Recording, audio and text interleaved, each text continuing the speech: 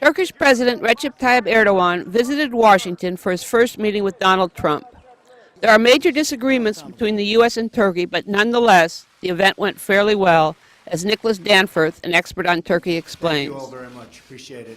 We're going to go to meetings now. The very fact that they managed to have a good photo op, get through the meeting without any visible spats, I think given the expectations some people had going into this, that in itself was a success. At the very least, it means that after the United States announced it was going to continue arming the YPG, Erdogan at some level has accepted that decision.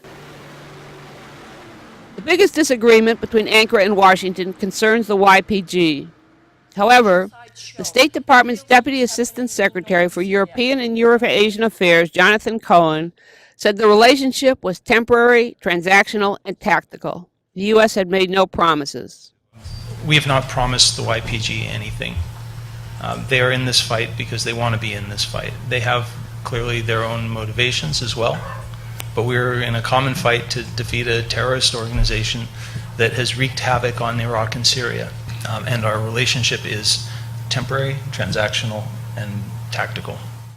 Ellen McCoskey, however, a former State Department official, suggested that the U.S. should begin talks now with the YPG about a political future.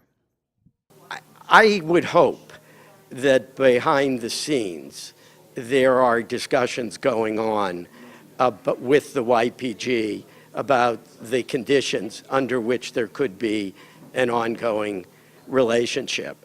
And I think some of those conditions would have to be tough, or would be tough conditions for them, such as de-Öcalanizing, if we can call it that, their system, their polity, their educational system,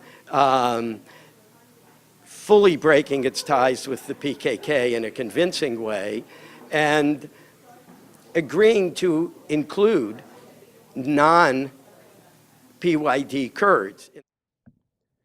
Only now is Washington beginning to discuss the position of the YPG after ISIS is defeated.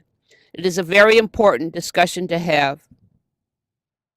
The United States views Turkey as an important ally, but there are differences between the two parties, and the United States is trying hard to limit those disagreements. Laurie Mylroie, Kurdistan 24, Washington, D.C.